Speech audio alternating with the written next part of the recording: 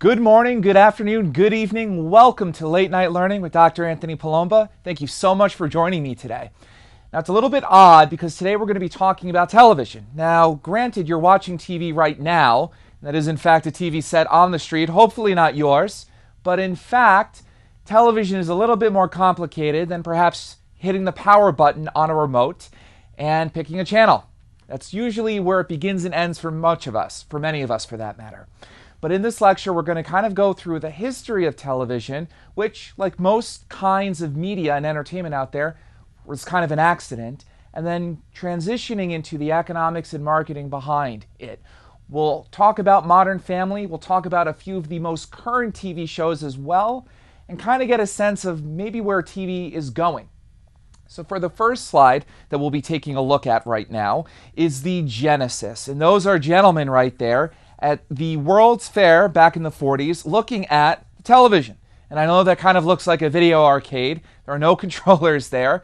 But instead, they're looking at a box trying to wrap their heads around what this could possibly be. And if we are talking about Genesis, a Genesis must have roots. And so television starts out being informed by none other than radio and theater.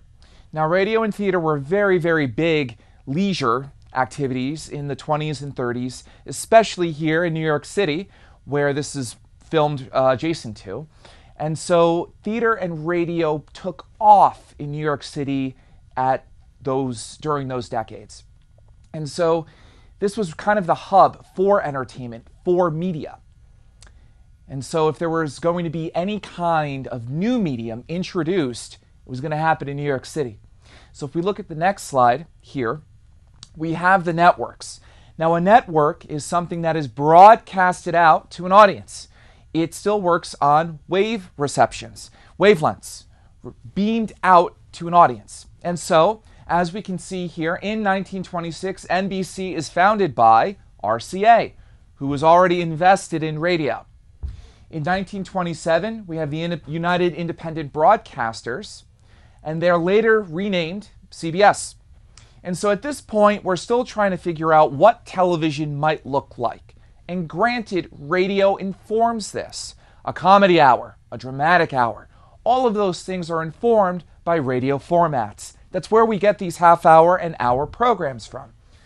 As we go down the slide, we can see in 1943, ABC, which is formerly NBC Blue, splits from NBC. Well, that's weird. What was going on there? Well, in fact, the FCC, Federal Communications Commission, got involved because NBC had had a monopoly for a little bit of time over radio. There was the Red Network and the Blue Network. The Blue Network dealt with news and culture, kind of a bit of a left-wing, perhaps progressive kind of channel. Differently, the Red Channel dealt with entertainment, the music and entertainment that we're generally familiar with, sitcoms. And so NBC elected to keep the Red Channel and give away the Blue Channel. The Blue Channel eventually becoming the American Broadcasting Company. And so in 1948, that split happens, and NBC indirectly creates competition for itself, incredible as it might sound. In 1967, the Corporation for Public Broadcasting is founded. Now, this is kind of interesting.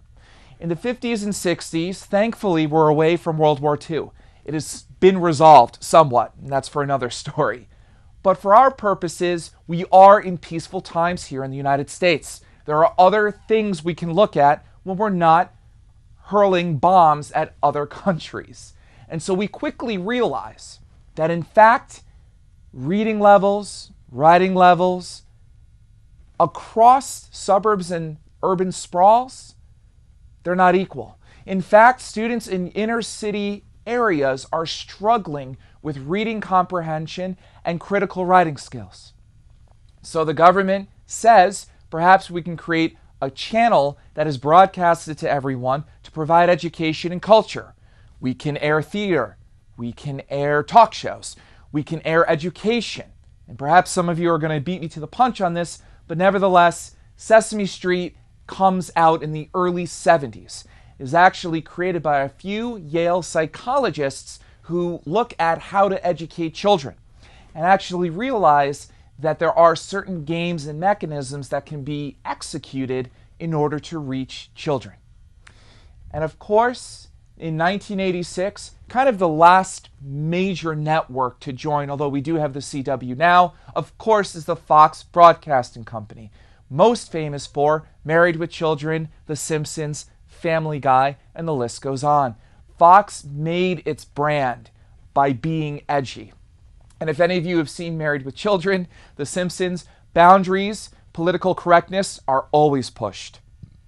If we move along to the next slide, we can see that with the eras of television, there are really three major ones. And you can kind of splice this up in any way that you see fit. But for our purposes, I do think this is a really good lens to analyze the history of television. The classic network era from the 40s to the mid-80s. I'm sure there are still many of you out there that remember that. Consumers knew that there were three channels. CBS could put on a program and it would reach 30, 40, even 50 million people in a day. Now think about that for a second.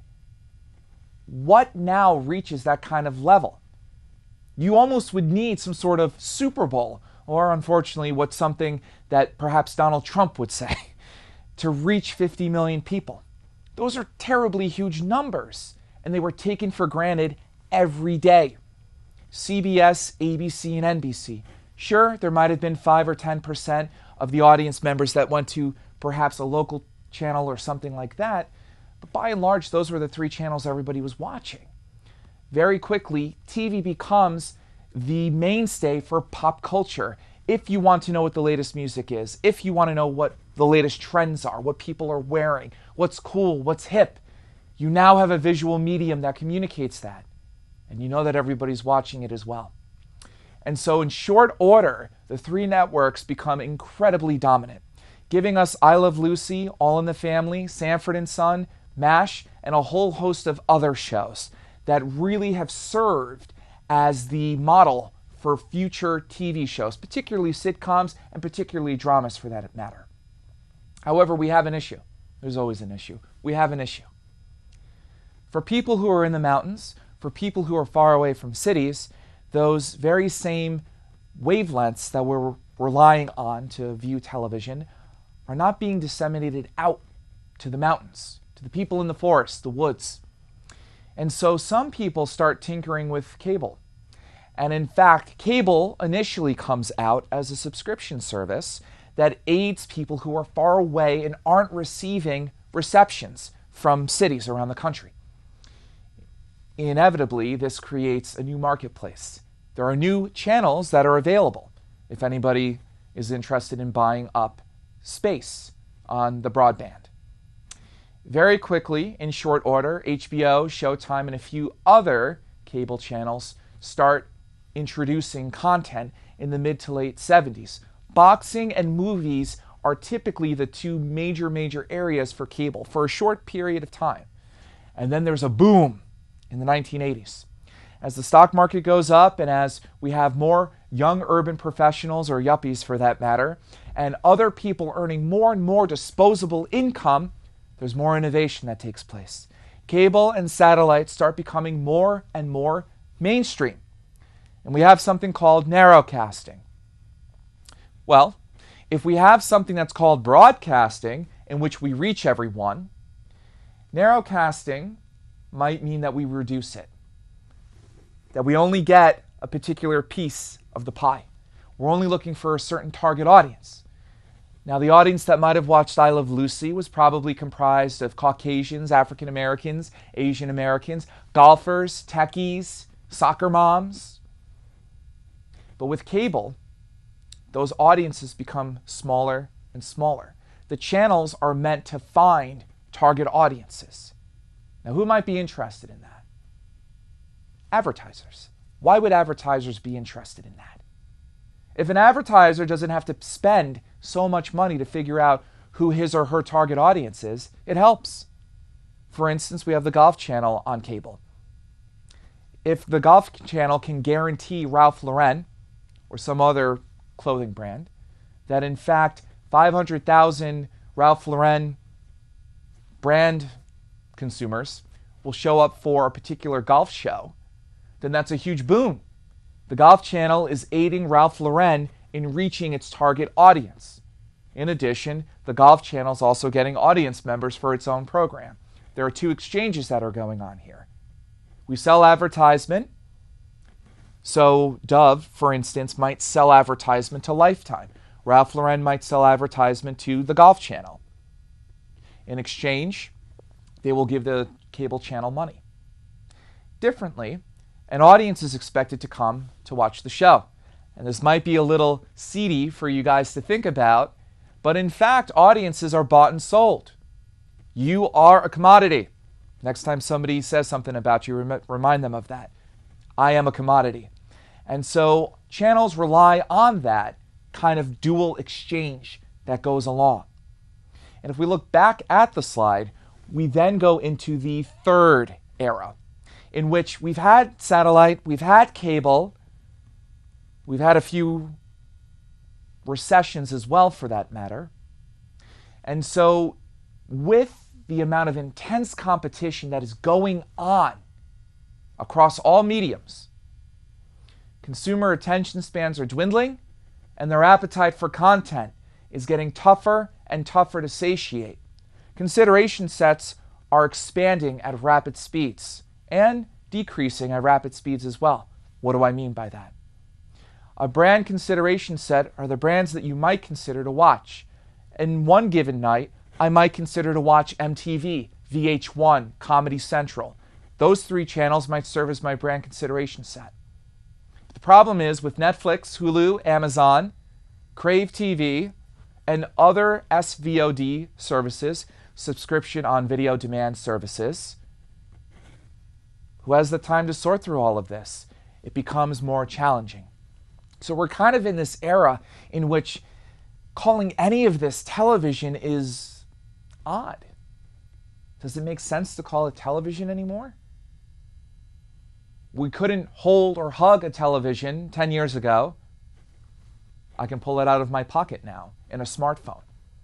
I can carry it when it's in a tablet.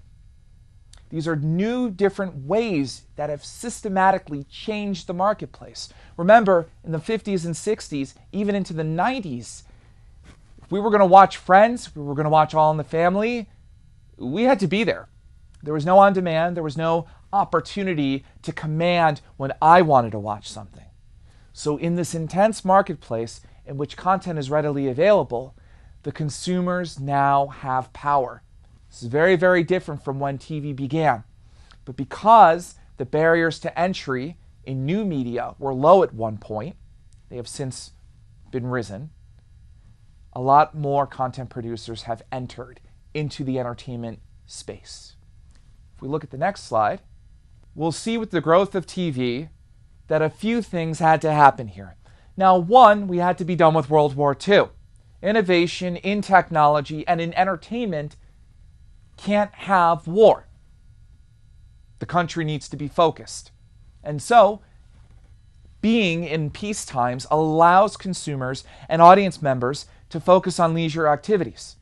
And so in 1946, not too many people have a TV set. And if we think about the last time we bought a smartphone or an iPhone or anything like that, they tend to be quite expensive. Now, where might the first people who buy TVs live? Well, most of the wealth in this country is concentrated in the Northeast. And it's probably concentrated in the cities in the Northeast. Sure enough, many wealthy, liberal-leaning people were some of the first people to buy a TV set. Now, that might not mean much. What does it matter what somebody's political affiliation is? Why should it be correlated to TV purchases? But in fact, it had a huge impact on what was exhibited on television. For those of you who have never seen it, I highly recommend watching Amos and Andy. This is an old show with an all-black cast. The whole cast was comprised of talented African-American actors and actresses. In fact, there was also a variety show airing, hosted by Nat King Cole. If you blinked, you missed it, but African Americans were prominent on television when TV was first becoming mainstream. Now, unfortunately, as we know, the civil rights movement was about to start in the late 50s into the early 60s, and so there was a lot of racism and political unrest in this country. As TV prices went down and declined, more people bought TVs, which is a good thing. Advertisers need that after all. But it also meant that content on television would change. So unfortunately, there was about a decade in which African Americans weren't really prominent on television. Fortunately for us, they do come back in the 1960s, about the mid-60s, and definitely into the 70s, and so on and so forth. But this is kind of one instance to demonstrate that television is a cultural mirror. If we don't like what we see on television, we should look at ourselves. Television has always stood to serve as the way in which we create a conceptual baseline for what our society looks like, what we hope to be, and what we strive against. If we look back at that slide surrounding the growth of television, you can see that in 1951 we have 24% of people owning a television set, and then by 1960, 90% own it. Sit on that. 1960, 90% of people own a television. Fortunately, the Civil Rights Act is passed in the 60s. However, would the civil rights movement have been as impactful if for not television, a rapidly growing visual medium?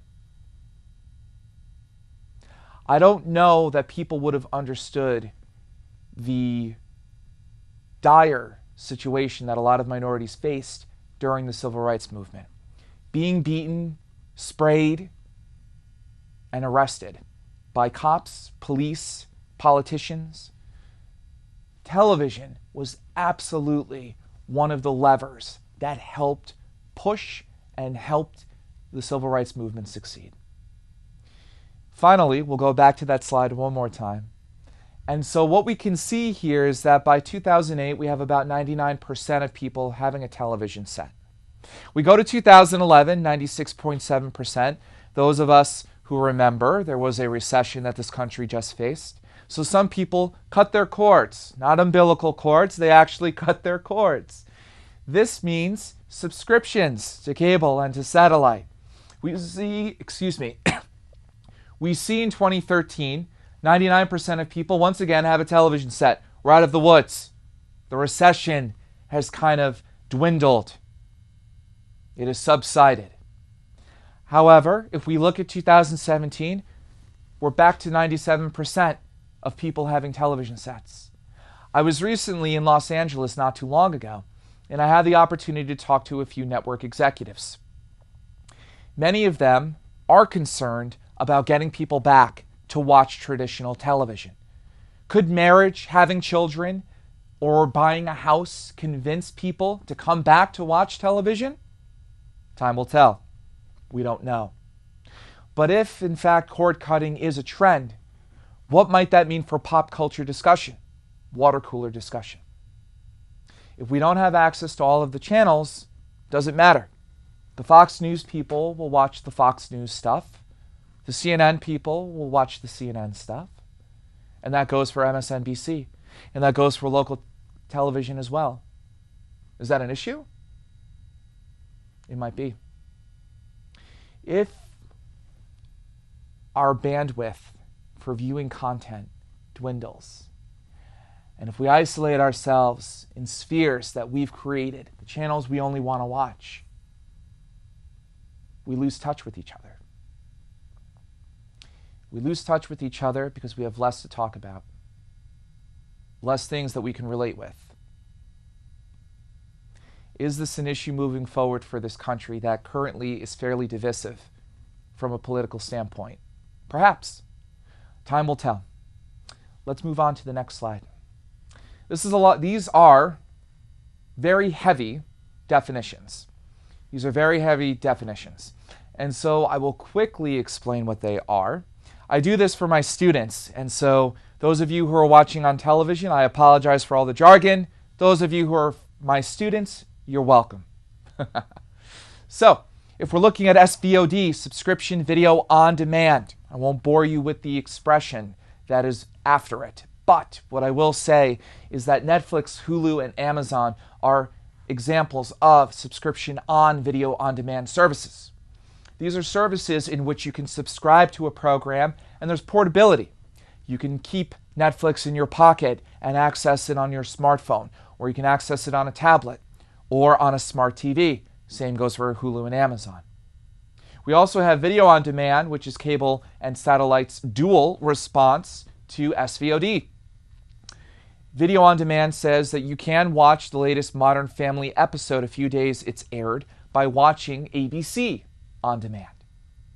And finally, we have MVPD, which is a very, very typical term, multi-channel video programming distributor. It's a very complex term, but what does it reference? It's your cable and satellite providers. It is your cable and satellite providers, including Comcast, including DirecTV, and including HBO On Demand. If we look at the next slide, we have a little bit of math going on here. Now, we've often heard that people in the entertainment industry, particularly in television, look at ratings and they look at shares. Interesting. What is a rating? What is a share? So a rating is very much interested in looking at how many people are watching a particular program based on the total amount of TV households in the country. Differently, a share is interested in looking at the amount of people looking at a particular TV show at a particular time out of everyone who is currently watching television at that time. Let's look at the next slide. So let's see if you kind of get this. If there are, for instance, 100 total TV households in the country, we know that there are 50 TVs on at 8 o'clock. And let's say 30 households are tuned in to watch Modern Family, or The Big Bang Theory, or Blackish, or Off the Boat. What is the rating and what is the share? Do you think you have it? Let's look at the next slide. So, math uncovered. A rating would be the 30 people who are watching that particular TV show divided by the total amount of households out there that have a TV.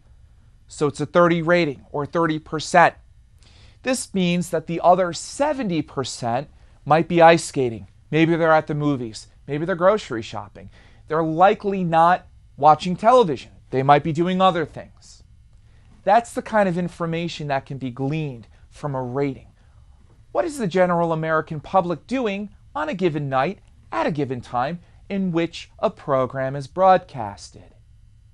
Differently, and something that TV executives tend to pay a little bit more attention to, is the share, or the market share of a time frame. So, if we look at this formula, we have the 30 people who are watching, again, could be The Big Bang Theory, any kind of show, at 8 o'clock, divided by the 50 total households that are watching TV at that time. How much of the pie do you have for that particular period? And here we're doing quite well. We have 60%. Must be a good episode. Let's go to the next slide. Terrific. Two heavyweights. In one corner, we have Nielsen, which has been around for some 100 years. In the other corner, we have ComScore. Now, Nielsen is responsible for TV ratings and TV shares. Typically, at least in the past, Nielsen usually has Nielsen families. It's usually about 30,000 households, which are particularly equipped to measure what consumers are watching. This is kind of a sample in which Nielsen bases its ratings and shares upon. It kind of takes the results from these 30,000 families and extrapolates them or extends them to the rest of the US population.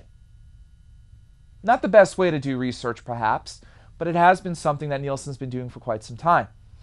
Nielsen has been under fire and criticized heavily for its media diaries as well. Media diaries are what they sound like. I actually received one when I was at grad school in Syracuse. A diary is a pamphlet, it's kind of a booklet that they give you, and you're expected to fill out what you watch every day for like 2 weeks. As you can imagine, this is rife with a lot of methodological flaws. It is kind of bereft of a lot of scientific validity. You're relying on people to recall what they've watched. And let me ask you something. If you watch Keeping Up with the Kardashians, you're going to put that down, or you're going to tell me that you were watching some sort of space documentary? I'm going to put down space documentary. And so that's another issue. People tend to not be truthful with everything that they watch.